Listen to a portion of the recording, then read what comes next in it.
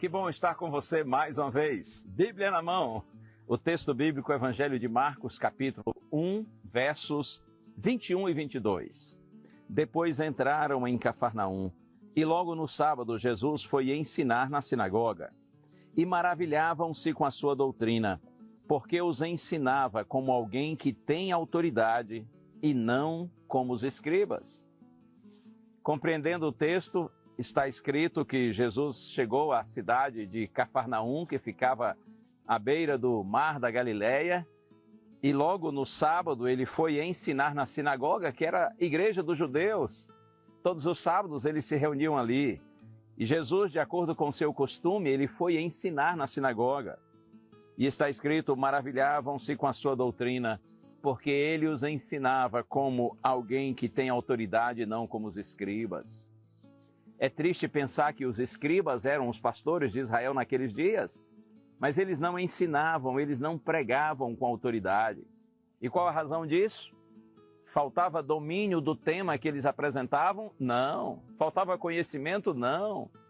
Eles tinham dificuldades de expressão, eram ruins na comunicação? Também não. Eles sabiam, conheciam o que falavam, eles se expressavam bem, eram fluentes ao falar, eram pessoas cultas, não tinham dificuldade nenhuma em falar em público. E por que eles não pregavam com autoridade? Por causa de um ponto que é essencial para o pregador ter autoridade. Não basta conhecer o tema, não basta falar de maneira fluente. As pessoas que ouvem você, elas precisam perceber que há coerência entre o que você fala e o que você faz. Os escribas, os pastores de Israel naqueles dias não tinham autoridade, porque as pessoas notavam que eles não viviam o que pregavam.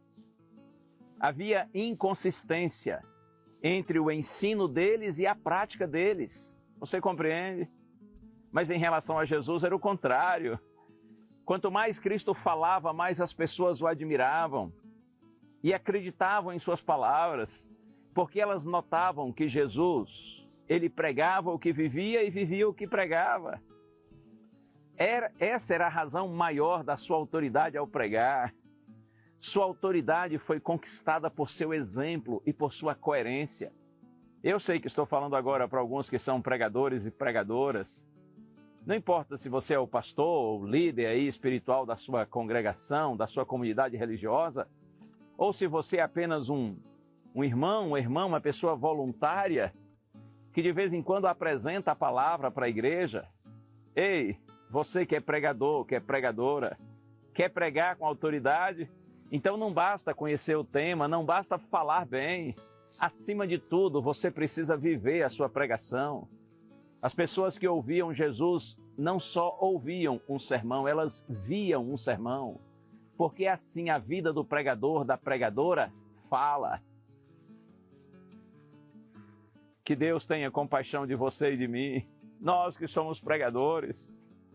Mesmo que a gente não consiga viver tudo o que nós pregamos, mas pelo menos que as pessoas percebam que nós nos esforçamos para fazer o nosso melhor, que nós somos sinceros de coração e não hipócritas. Mesmo com suas limitações e deficiências, você terá autoridade ao pregar, se as pessoas notarem que você é uma pessoa íntegra, honesta e verdadeira. Vamos orar? Pai querido, eu te peço nessa hora, Senhor, especialmente por aqueles queridos, irmãos e irmãs que estão orando comigo e que são pregadores e pregadoras da Tua Palavra. Ajuda-nos, Senhor, a vivermos nossa pregação, para que assim não apenas ouçam nossos sermões, mas vejam nosso exemplo e as pessoas sejam inspiradas não só por palavras, mas sobretudo pelo nosso testemunho. É a nossa prece, Senhor, em nome de Jesus. Amém.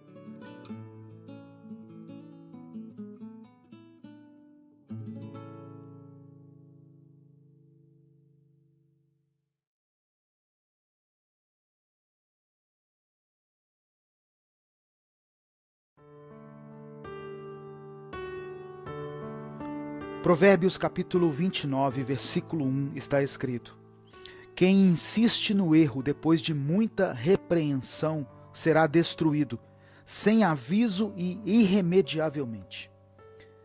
A maior parte dos problemas que enfrentamos está ligada às nossas próprias atitudes e escolhas, e não às pessoas com quem convivemos, ou às circunstâncias que nos cercam.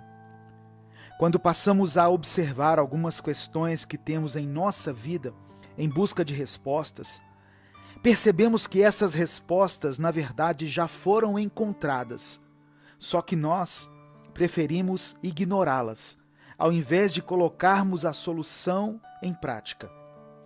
Insistimos nos mesmos erros, mesmo depois de termos sido repreendidos de forma específica.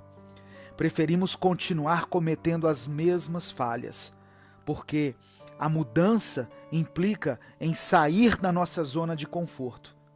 E muitas vezes significa dar o braço a torcer, reconhecendo que estamos errados. As consequências de permanecermos errando podem ser trágicas. De acordo com o texto de Salomão, poderemos colher a destruição de forma repentina e sem que haja possibilidades de voltarmos atrás. Aquele que vive no erro tem a impressão de que as coisas estão sob controle, mas a qualquer momento ele poderá ser surpreendido por uma calamidade, um abismo sem volta.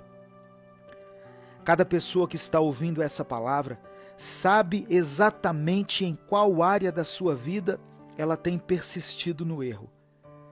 Ainda que você mostre para as pessoas que está tudo bem, você sabe que existe uma situação que você precisa consertar.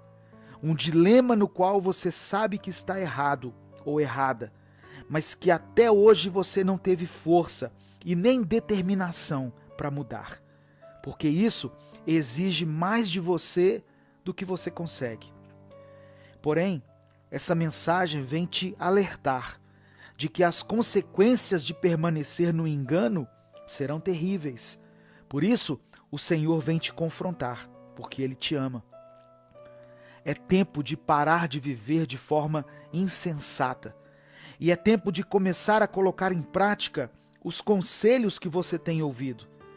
É tempo de darmos atenção àqueles versículos que sempre procuramos evitar, porque sabemos que eles nos confrontam de forma pessoal, confrontam o nosso caráter e a maneira como tratamos as outras pessoas.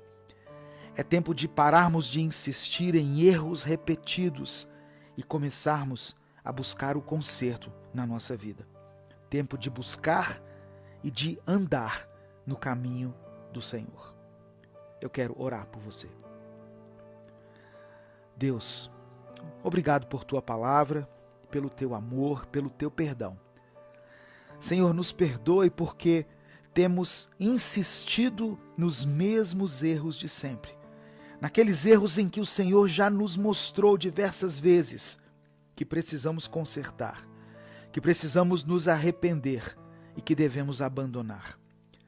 Nos dê sabedoria, nos dê coragem e nos dê força para abandonarmos essas práticas que nos ferem, que ferem o teu coração e que vão contra os princípios contidos na tua palavra. Faça-nos prosseguir no caminho da verdade e da vida, o caminho que está em ti e que é proposto a nós pelo teu Espírito Santo.